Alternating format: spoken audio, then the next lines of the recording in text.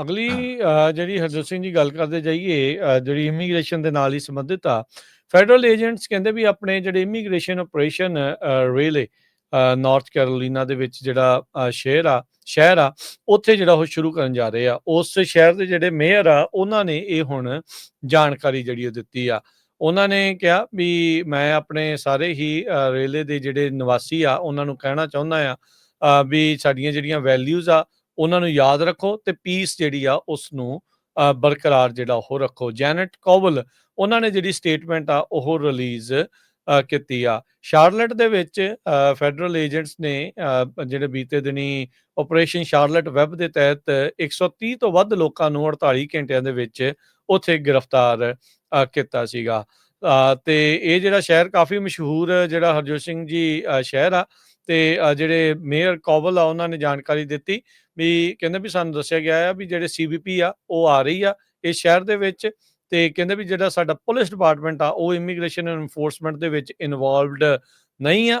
ਅਸੀਂ ਆਪਣੇ ਰੈਜ਼ੀਡੈਂਟਸ ਨੂੰ ਪ੍ਰੋਟੈਕਟ ਕਰਨ ਦੇ ਲਈ ਤੇ ਲਾਅ ਨੂੰ ਫੋਲੋ ਕਰਨ ਦੇ ਲਈ ਵਚਨਬੱਧ ਹੈਗੇ ਆ।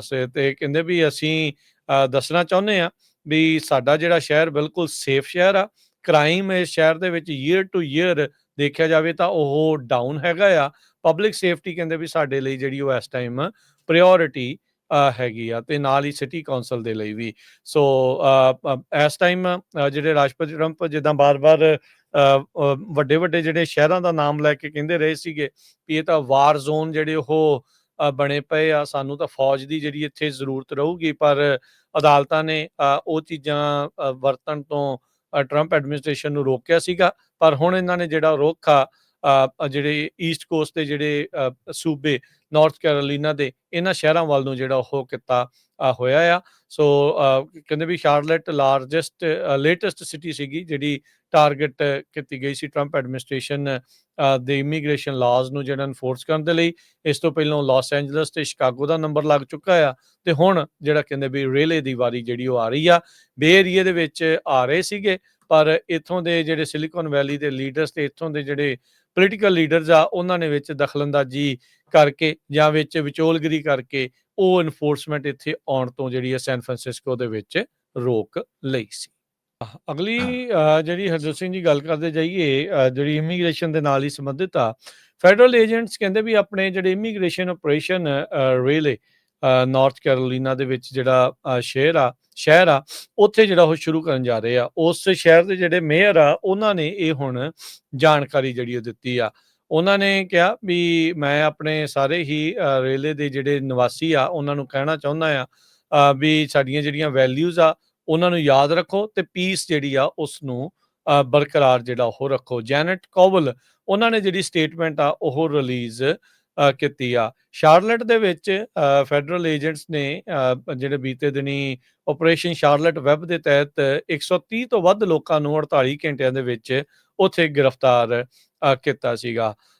ਤੇ ਇਹ ਜਿਹੜਾ ਸ਼ਹਿਰ ਕਾਫੀ ਮਸ਼ਹੂਰ ਜਿਹੜਾ ਹਰਜੋਤ ਸਿੰਘ ਜੀ ਸ਼ਹਿਰ ਆ ਤੇ ਜਿਹੜੇ ਮੇਅਰ ਕੋਵਲ ਆ ਉਹਨਾਂ ਨੇ ਜਾਣਕਾਰੀ ਦਿੱਤੀ ਵੀ ਕਹਿੰਦੇ ਵੀ ਸਾਨੂੰ ਦੱਸਿਆ ਗਿਆ ਆ ਵੀ ਜਿਹੜੇ ਸੀਬੀਪੀ ਆ ਉਹ ਆ ਰਹੀ ਆ ਇਸ ਸ਼ਹਿਰ ਦੇ ਵਿੱਚ ਤੇ ਕਹਿੰਦੇ ਵੀ ਜਿਹੜਾ ਸਾਡਾ ਪੁਲਿਸ ਡਿਪਾਰਟਮੈਂਟ ਆ ਉਹ ਇਮੀਗ੍ਰੇਸ਼ਨ ਐਨਫੋਰਸਮੈਂਟ ਦੇ ਵਿੱਚ ਇਨਵੋਲਵਡ ਨਹੀਂ ਆ।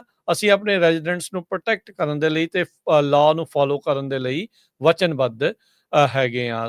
ਤੇ ਕਹਿੰਦੇ ਵੀ ਅਸੀਂ ਦੱਸਣਾ ਚਾਹੁੰਦੇ ਆ ਵੀ ਸਾਡਾ ਜਿਹੜਾ ਸ਼ਹਿਰ ਬਿਲਕੁਲ ਸੇਫ ਸ਼ਹਿਰ ਆ। ਕ੍ਰਾਈਮ ਇਸ ਸ਼ਹਿਰ ਦੇ ਵਿੱਚ ਈਅਰ ਟੂ ਈਅਰ ਦੇਖਿਆ ਜਾਵੇ ਤਾਂ ਉਹ ਡਾਊਨ ਹੈਗਾ ਆ। ਪਬਲਿਕ ਸੇਫਟੀ ਕਹਿੰਦੇ ਵੀ ਸਾਡੇ ਲਈ ਜਿਹੜੀ ਉਹ ਇਸ ਟਾਈਮ ਪ੍ਰਾਇੋਰਟੀ ਹੈਗੀ ਆ ਤੇ ਨਾਲ ਹੀ ਸਿਟੀ ਕੌਂਸਲ ਦੇ ਲਈ ਵੀ।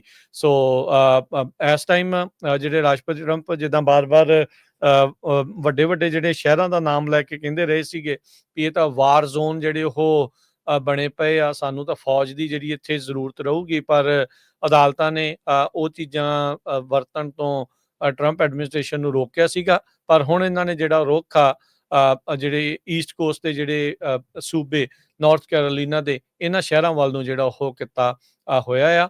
ਸੋ ਕਹਿੰਦੇ ਵੀ ਸ਼ਾਰਲਟ ਲੇਟੈਸਟ ਸਿਟੀ ਸੀਗੀ ਜਿਹੜੀ ਟਾਰਗੇਟ ਕੀਤੀ ਗਈ ਸੀ ਟਰੰਪ ਐਡਮਿਨਿਸਟ੍ਰੇਸ਼ਨ ਦੇ ਇਮੀਗ੍ਰੇਸ਼ਨ ਲਾਜ਼ ਨੂੰ ਜਿਹੜਾ ਇਨਫੋਰਸ ਕਰਨ ਦੇ ਲਈ। ਇਸ ਤੋਂ ਪਹਿਲਾਂ ਲਾਸ ਐਂਜਲਸ ਤੇ ਸ਼ਿਕਾਗੋ ਦਾ ਨੰਬਰ ਲੱਗ ਚੁੱਕਾ ਆ ਤੇ ਹੁਣ ਜਿਹੜਾ ਕਹਿੰਦੇ ਵੀ ਰੇਲੇ ਦੀ ਵਾਰੀ ਜਿਹੜੀ ਉਹ ਆ ਰਹੀ ਆ। ਬੇ ਏਰੀਏ ਦੇ ਵਿੱਚ ਆ ਰਹੇ ਸੀਗੇ ਪਰ ਇੱਥੋਂ ਦੇ ਜਿਹੜੇ ਸਿਲੀਕਨ ਵੈਲੀ ਦੇ ਲੀਡਰਸ ਤੇ ਇੱਥੋਂ ਦੇ ਜਿਹੜੇ ਪੋਲੀਟੀਕਲ ਲੀਡਰਸ ਆ ਉਹਨਾਂ ਨੇ ਵਿੱਚ ਦਖਲਅੰਦਾਜ਼ੀ ਕਰਕੇ ਜਾਂ ਵਿੱਚ ਵਿਚੋਲਗਿਰੀ ਕਰਕੇ ਉਹ ਇਨਫੋਰਸਮੈਂਟ ਇੱਥੇ ਆਉਣ ਤੋਂ ਜਿਹੜੀ ਹੈ ਸੈਨ ਫਰਾਂਸਿਸਕੋ ਦੇ ਵਿੱਚ ਰੋਕ ਲਈ ਸੀ।